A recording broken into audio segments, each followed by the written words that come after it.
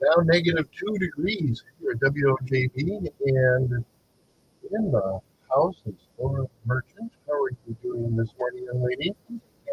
Oh, good to have you here. We're going to talk about some activities happening today out at the farm, starting at 4:30. What's happening?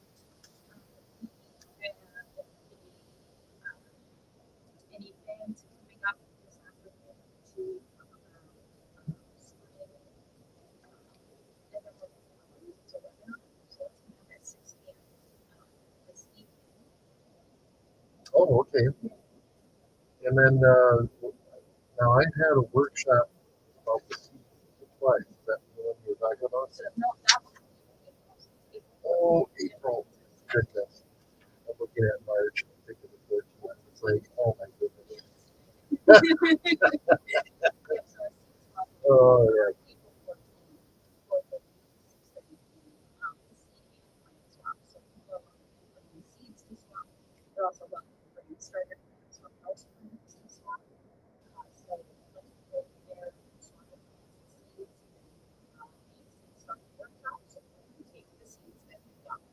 Sure.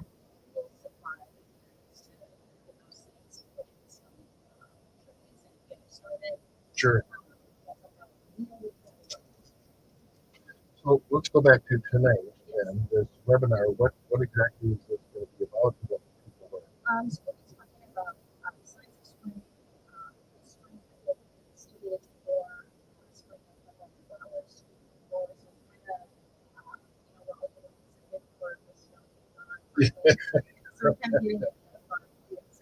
Uh, sure. And with without hopefully eventually melting the start, that triggers our trees to start blowing in their sap. And what's happening with sugar bush and help them out with that issue that was talking about.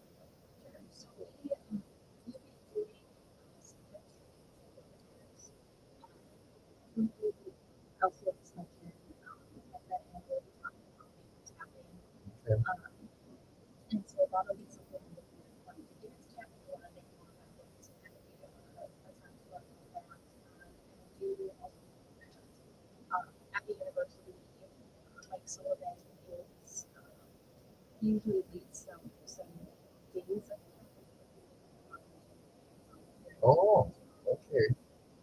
Wow. And that's open to non-native community as well?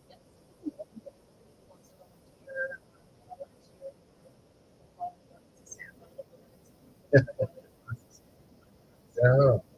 Well, that's very cool. And you have, I don't have my calendar in front of me, so but you do. So, okay.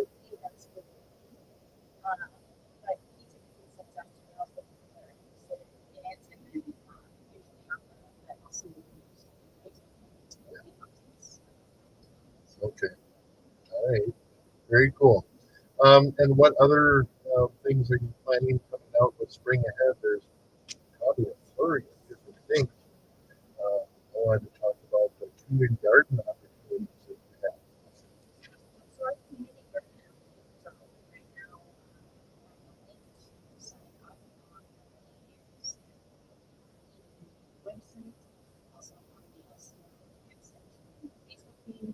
Lots of,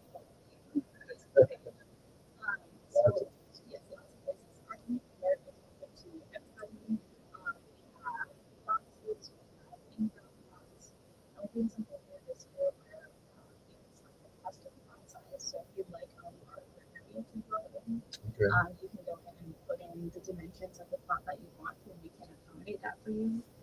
We also supply pretty much all the supplies that you would need for gardening. So all the hand tools, the seeds, the started plants, soil amendments, all that kind of stuff is supplied right there for you. And we also offer some on-site assistance as well with, if you're a new gardener, helping you sort with that. A lot of the work we do is but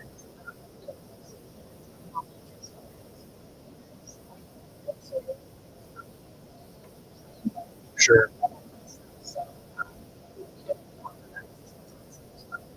And what type of plants do you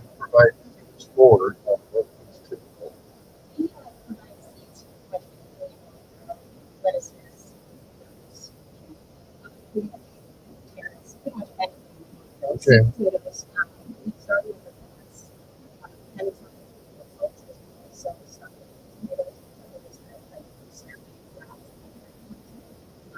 We offer that as well. Sure. And I noticed something new here about accessibility to these plots. So usually, the gate open, but after hours, how can I access it?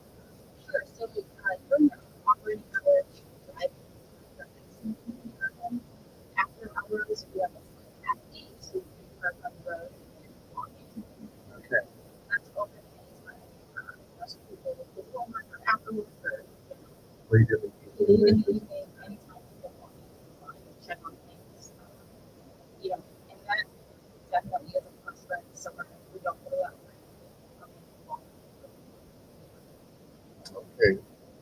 Yeah, and that's something I've emphasized as I announced this community garden that all the supplies of, I mean, you got the dirt, the land there to do this, and now you're also supplying the seeds and the tools and gloves and everything. That's just amazing. And people are absolutely welcome for their Oh, things that they want to use. But we do our best to supply as much as we can for folks. yeah. Is there any restrictions as to what quality of seed people bring in? I mean, if they go to Walmart and buy the seeds, I saw the seed racks were full at Walmart, but I wasn't sure if you were more into the heritage type of seeds and have restrictions as to what people can bring in. Mhm. We don't have any restrictions, and we always try to ensure that people are bringing healthy plants, especially if they're bringing in transplants, because there is a little bit of a risk of disease there. If you're buying transplants from a greenhouse and bringing them in, or starting transplants at home and bringing them in, we definitely allow that, but we definitely monitor things a little bit more closely to ensure that your plants are healthy and things like that. We haven't had any problems with that. So Okay. if there was a problem, Yeah. we would address it. But Yeah, I just know with the hemp projects that the university has been working on, there's in that hemp, um, I forget what it was, but having a male plant amongst the females, they try to monitor that because of cross pollination Yep. and all this other stuff. And I just know, even with people who are doing, what's the word now, organic farming, there you have concerns about pollens from other plants outside their organic area that is just coming in. There's nothing really you can do about that except have space Yep. allowed to handle that. Yeah. So as far as the pollination thing, any of the plants and crops that we are growing for seed saving, Yeah. we take special precautions to prevent any cross pollination. So we bag the blossoms or and the tassels on the corn and things like that. So we make sure that our seeds are true to type in that way. We don't require any of the community gardeners to do that for their plants unless they want to. If they wanted to save seeds, we would provide supplies for them to do that as well. So we don't really worry about that from our standpoint because we already mitigate that. Okay. Well, let's talk about your seed bank or seed vault. How where's that? I'm assuming it's kept on the farm, or you have another place where you keep this bank. And what varieties do you have in there? We have I can't tell you an exact number on what we have as far as saved seeds. We did save a lot of seeds from our gardens last year. The former manager Sue had saved a lot of seeds, so we have many jars of many seeds saved.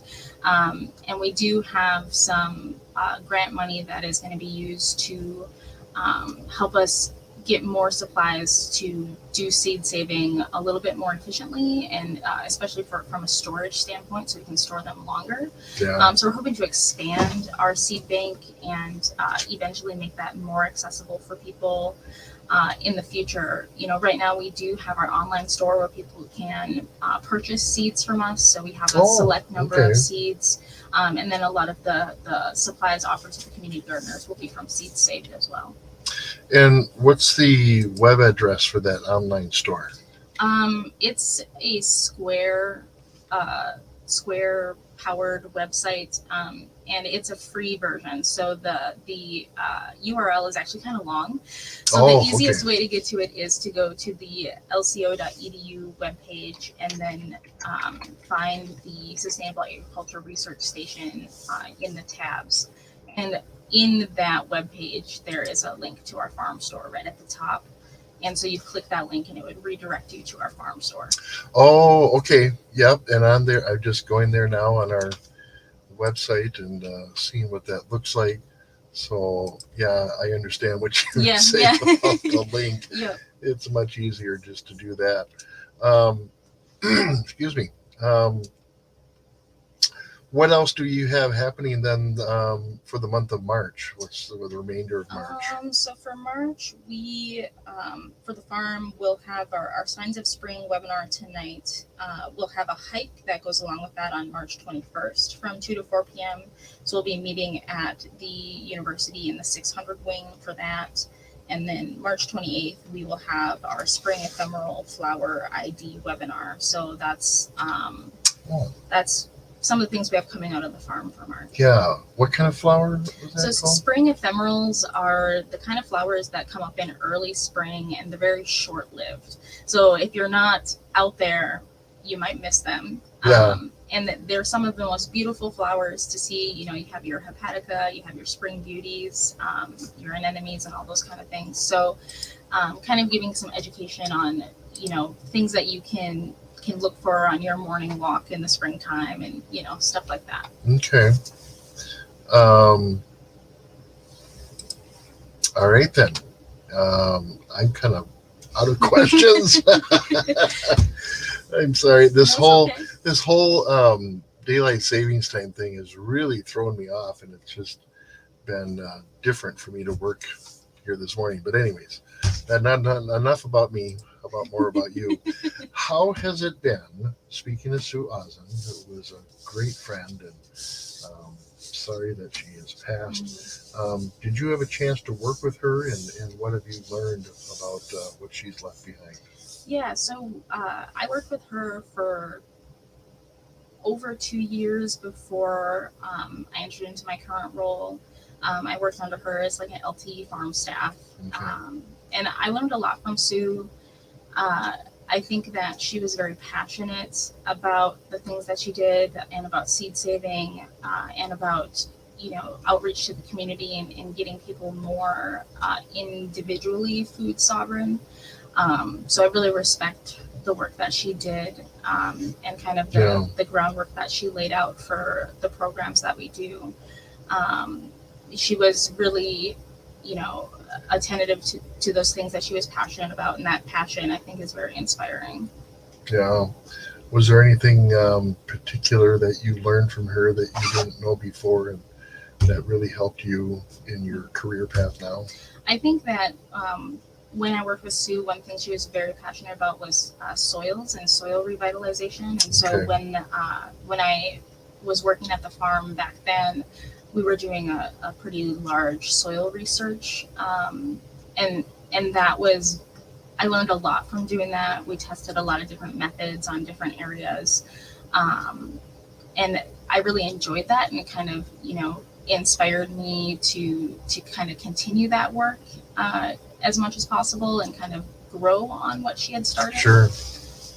Yeah, I know one of the things that I remember that she talked to me about in soil is how to till the soil up, and that rototillers that they're used in more modern farming isn't really a good way to treat your soil. How especially in the sandy soils that we have, how do we make the sandy soils we have better adaptive to the seeds that we want to plant and that would sustain plants and life? Yeah, so she definitely was very passionate about folks moving to more no-till or low-till methods, which I totally agree with. And I think one thing that we've kind of forgotten is that tilling really isn't necessary. There are a lot of ways to break ground without tilling. A lot of times they involve a little bit more manual labor than people are accustomed to. But it is possible, especially for people who are growing a small plot. You can break ground better than you could with a rototiller by using hand tools like a broad fork and a square shovel. And for small plots, it's definitely doable. Take your time, do it over a couple of days, and you'll be just fine. Yeah. Is there any sort of additives to the soil that we can use?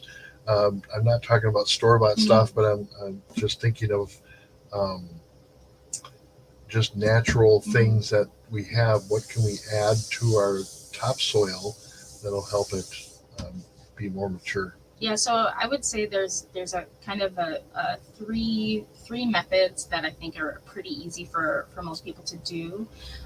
I would say if you're not composting, you definitely should be composting. Oh, yeah. So your food scraps, your yard waste, set up a pile in your yard, or if you want to buy a fancy composter, you can do that. Or But you just build one. It's or pretty build one. simple. Yeah, Yeah. yeah, but just making a pile in your yard and turning it every so often to make some composted soil for yourself. It really doesn't take long, especially if you're adding food scraps. If you have animals, obviously that manure is very valuable. So if you have chickens Hmm. or horses or whatever you might have, or if you know somebody who has that, adding those things to your compost really speeds up the process Oh, because of the okay. microbes. Yeah. Also, I really think that deep mulch methods of gardening are a super sustainable method that is relatively easy to do. So, using like your grass clippings, your leaf litter, purchasing bales of straw, all that kind of stuff is really a great soil builder. So, if you are planning to do a deep mulch method, pretty much what that is exactly what it sounds like. You are creating a layer of deep mulch that is then going to break down from the bottom up. So you'll cover your whole garden space in that layer of deep mulch, and then the following year it will be ready to grow in. So Okay. a couple methods you can look into if you're considering doing deep mulch is the lasagna method, which is a method of layering different materials. So Hmm. even cardboard and paper waste, leaf litter, compost, all of those different things in layers. And the other one that I really recommend is the root cell method. So that's a method of growing in deep mulch using straw as your mulch. So you put down a layer of like 6 to 12 inches of straw, Hmm. and usually you put down those layers in the fall, and then in the spring they'd be ready to grow in. So those are some methods where you might not even have to break ground at all. You can just put down that layer of deep mulch, and then the next growing season it's ready Yeah. for you. Something we should have did last year, but something Mm-hmm. to talk about this Yep, summer. yep, We'll yep. probably talk about that summer and how to build. I'm interested in building a composting bin of some sort because Mm-hmm. we usually take our leftover scraps and feed the animals out behind our Yep, deck. So we're throwing carrots and lettuce off the deck yep, and out yep. there. But maybe we should bring this into some sort of a compost I because mean, again, it's compost bins are sure easy to create. At my house, I have one built out of pallets and plywood. oh I've also had ones that are built out of cinder blocks, which I highly recommend because they last a long time. I think that the cinder blocks are probably the best easy method of making a compost bin. But honestly, a pile works just as well. yeah, You make a pile and you keep adding to your pile, and you use a pitchfork or a shovel to mix it up every so often, and that does okay, just fine too. yeah, interesting. Mhm. Well, anything else? I think that's it for That's me. it. That's it from you. Well, thank you, Laura Merchant, for spending some time with us. Absolutely. People can get a hold of you at the farm. How do they do that? So you can get a hold of me at my office at the college. It's 715 634 4790, and my extension is 126. You can also get a hold of me by email, which is lmerchant@lco.edu. That's probably the best way to contact me. So yeah, if anybody ever has any questions or comments or is interested in any of our programs, Yeah. And when do you open up at the farm? What time and month? depends on the weather. Yeah. All the snow we have, it's Yep, going to take several months to yep. melt all the snow. Typically, we start being full time out there, sometime in April, once the snow is gone and we can start working our soil and stuff. So that would be when the farm gates will be open full time. Right now, most weeks we're somebody is at the farm Monday, Tuesday, and Wednesday. And so the hours for that are usually like 9 to 3 in the winter months. So people are welcome to stop by. There's not much to see right now with all that snow, but we're out there. Yeah. Oh, very cool. Well, Laura, thank you again for your time, and we'll probably see you about a month from now, and we'll see what's happening up there come April. Sounds great. Thank you so much. All right, thank you. Laura Merchant from the LCO Lukutare Ojibwe University Farm. Thank you so much for your time. And